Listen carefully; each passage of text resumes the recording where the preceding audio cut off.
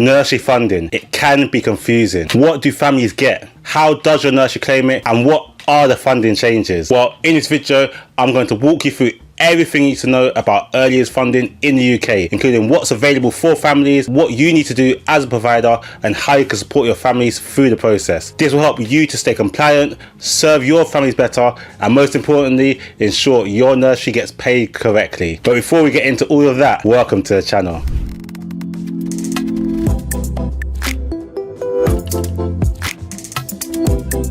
Welcome to the channel Open Nursery with myself, Kurt Lianya, where I help people to open, grow and run their own successful nurseries right here in the UK. From teaching how to pass your Ofsted visit to managing staff, I've supported hundreds of nursery owners and practitioners, so I know how confusing funding can be. So let's simplify it together. There are two main types of government funded childcare supported in England. This is the universal entitlement, which is 15 hours for all 3 and 4 year olds, where every child aged 3 or 4 is entitled to 15 hours of free childcare per week during term time. That's a total of 570 hours per year. Every nursery registered with Ofsted and delivering the early foundation stage can claim this. Though there is also the extended entitlement. If both parents are working or one parent in a single parent household are earning at least the equivalent of 16 hours at minimum wage, they may also be entitled to the 30 hours of free childcare per week for 3 and 4 year olds. That's 1,140 hours per year, again during term time. Obviously there's stretch funding where you can stretch these hours throughout the whole year, which means instead of claiming 15 hours over 38 weeks for example, you can claim 11 hours over 51 weeks, which works out the same as roughly 572 hours per year. How you allow parents to use their funding is up to you, so you can choose whether you want to claim 11 hours per week over 51 weeks or 15 hours over 38 weeks.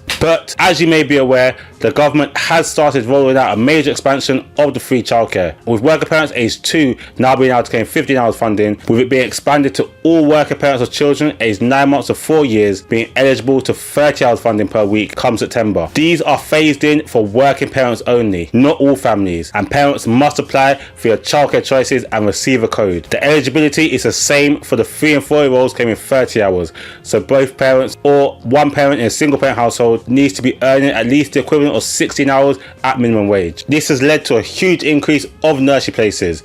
It means more children may attend from a younger age, but it also means more admin, more funding codes to verify, and more planning for staffing and space. It's important to note that there is other funding available which I won't cover fully in this video. Families may also be able to claim universal credit, so families on universal credit can claim up to 85% of their childcare costs, up to a maximum of £951 per month for one child or £1,630 per month for 2 children or more. For this, they must pay up front and then get reimbursed. As a nursery, you may need to provide an invoice or payment receipt to help them claim. Working families where neither parent is earning over £100,000 per year can open a tax-free childcare account. Here, the government will top up 20% of what the family pays, up to £2,000 per child per year. So make sure your nursery is registered to accept these payments. But back to the government funded hours. How do you claim these hours? Claiming funding isn't automatic. You have to take proactive steps and work closely with your local authority. To claim government funding, you must be registered with Ofsted and deliver the earliest foundation stage,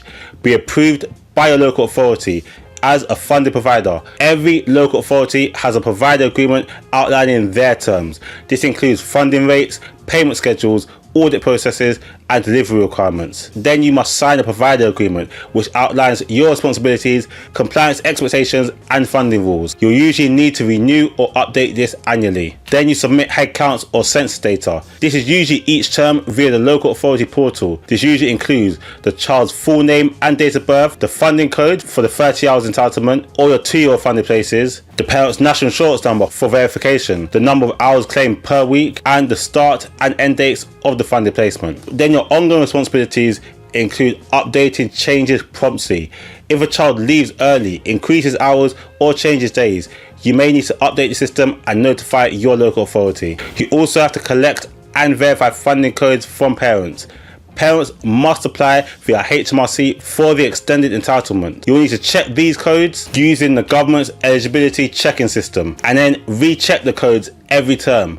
Families must reconfirm their eligibility every 3 months, and if they forget, the child may become ineligible and you may lose your funding.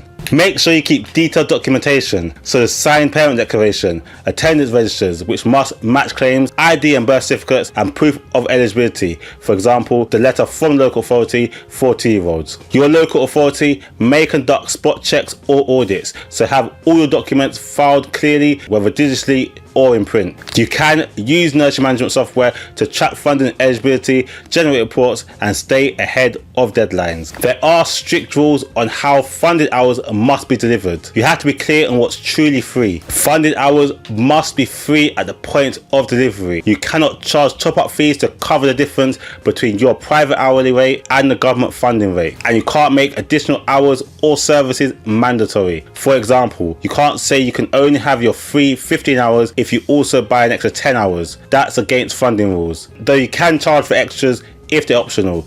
These include meals and snacks, nappies and wipes, and outings or enrichment activities, for example music classes. But you must be transparent with parents and clearly outline charges in your fee policy, and you should offer parents a choice, for example a packed lunch option if they don't want to pay for meals. On your invoices, parents should be able to clearly see what's free and what they're paying for, though each local authority may interpret rules slightly differently, so always check your local authority's provider agreement, as some may allow additional service packages, for example consumable charges, but only if they're optional and improved. If you plan to introduce any new charges, make sure you do speak to your local authority, as they can help ensure your policies are compliant. Transparency is key. Parents should feel confident they are getting their full entitlement, and nurseries must protect themselves from breaching terms. It's important to read thoroughly through your provider agreement, as it will also tell you things about how often you could change sessions, how to record absences, and what you should do if a child doesn't attend regularly. The more you support parents, the smoother your funding process will be.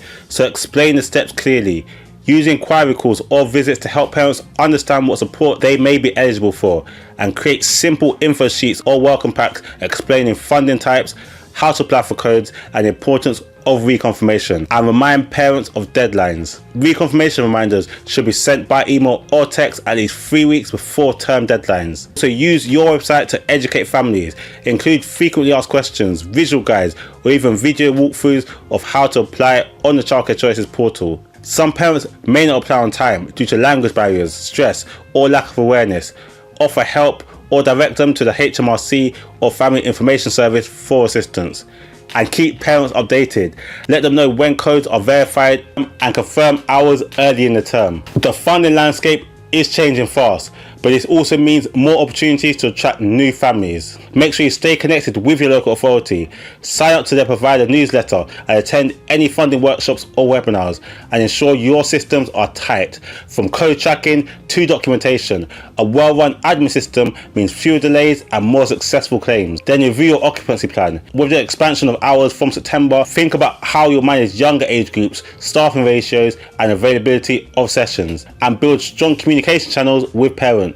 The smoother their experience, the more likely they are to stay long term. If you want more support with your occupancy planning, funding systems, or paperwork, feel free to get in touch. Use the link that's on the screen or drop me a message below. Also, leave a comment if you've had any issues claiming funding, or if you found ways to make the process easier. Let's all support each other, and don't forget to like this video if it's helped, and subscribe for more practical, real advice for nursery owners and early years professionals. Thank you for watching, and good luck with your nursery journey. God bless.